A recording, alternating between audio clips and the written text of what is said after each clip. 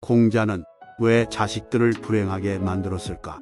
안타깝게도 공자의 자식들은 그의 업적과는 달리 운명이 그리 행복하지 않았다. 그 이유 중 하나는 그의 업적과 이름 때문에 사람들이 자식들을 쫓아다녔기 때문이다. 예를 들어 공자의 아들인 공조는 그의 아버지와 같은 교육을 받았지만 권력과 지위를 얻지 못하고 어려운 삶을 살았다. 또한 공자의 가장 자랑스러운 제자 중 한 명인 자공자는 그의 아들이었다. 그러나 자공자 역시도 그의 업적 때문에 그의 아들을 제대로 보살피지 못했다. 그의 아들은 공자의 명성 때문에 가난하게 살아야 했으며 결국 죽게 되었다. 더욱이 공자의 가장 큰 적은 그의 자식 중 한 명이었다. 그의 아들인 보야는 그의 아버지를 믿지 않았고 공자의 업적을 파괴하려 했다. 보야는 그의 아버지가 가르치는 예절과 도덕보다는 권력과 돈을 추구하는 삶을 선택했다. 공자의 자식들의 불행은 단순히 부모의 업적 때문이 아니라 그들이 타인의 시선과 비판의 영향을 많이 받았기 때문이다. 그러나 그들은 그들의 부모의 업적과는 다른 길을 선택할 수 있었다.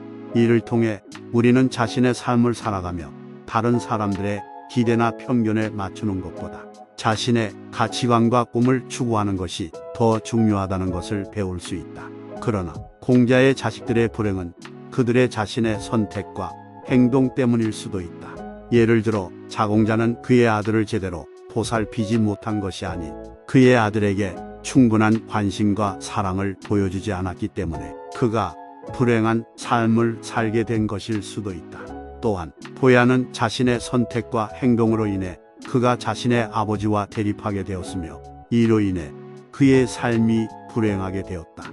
따라서 공자의 자식들의 불행은 그들의 부모의 업적 때문이 아닌 그들의 선택과 행동 때문인 경우도 있다는 것을 인식해야 한다. 우리는 자신의 삶을 살아가며 규칙적이고 도덕적인 삶을 추구할 때 다른 사람들의 시선과 비판의 영향을 받지 않아도 된다는 것을 기억해야 한다. 이를 통해 우리는 자신의 가치관과 꿈을 추구하면서도 다른 사람들과 함께 살아갈 수 있는 방법을 배울 수 있다. 결론적으로 공자의 자식들은 그의 업적과 이름 때문에 불행한 삶을 살아가게 되었다. 그러나 그들의 불행은 단순히 부모의 업적 때문이 아니라 그들의 선택과 행동 때문인 경우도 있다는 것을 알아야 한다. 자신의 삶을 살아가며 다른 사람들의 기대나 편견에 맞추는 것보다 자신의 가치관과 꿈을 추구하는 것이 더 중요하다는 것을 기억해야 한다. 이를 통해 우리는 자신의 가치관과 꿈을 추구하면서도 다른 사람들과 함께 살아갈 수 있는 방법을 배울 수 있다. 따라서 공자의 자식들의 불행은 그들의 선택과 행동 때문이라는 점을 더욱 강조해야 한다. 우리는 우리의 삶을 살아가며 자신의 가치관과 꿈을 추구하는 것이 중요하다는 것을 알아야 하며 누구의 시선과 비판에도 영향을 받지 않는 자신만의 길을 가야 한다. 또한 부모로서 자녀를 제대로 보살피고 사랑하는 것은 매우 중요하며 그들의 선택과 행동에 대한 적절한 지도와 충분한 관심을 보여줘야 한다. 이를 통해 우리는 공자의 자식들의 불행을 반복하지 않고 삶을 풍요롭게 살아갈 수 있다.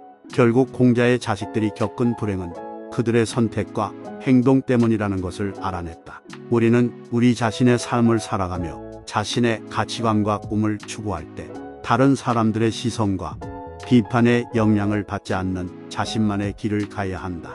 또한 부모로서 자녀를 제대로 보살피고 사랑하는 것은 매우 중요하며 그들의 선택과 행동에 대한 적절한 지도와 충분한 관심을 보여줘야 한다. 이를 통해 우리는 공자의 자식들의 불행을 반복하지 않고 삶을 풍요롭게 살아갈 수 있다. 하지만 공자는 자식들을 불행하게 만든 적이 있었을까? 그의 결의에 따르면 부모는 자녀를 불행하게 만들 것이 아니라 오히려 사랑하고 보살핌으로써 자녀를 행복하게 만들어야 한다. 그러므로 자식들이 불행하게 된 것은 공자의 책임이 아니다. 또한 공자는 자녀 교육에 있어서도 매우 중요한 역할을 했다. 그는 자녀들에게 예절과 도덕, 논리학, 음악, 무예 등 다양한 분야에서 교육을 시켰다. 그의 교육 철학은 현재에도 많은 사람들에게 영감을 주고 있다. 따라서 공자는 자식들을 불행하게 만든 사람이 아니라 그들에게 많은 교육과 사랑을 준 부모였다. 그러나 그들의 선택과 행동으로 인해 불행한 삶을 살게 된 것일 뿐이다.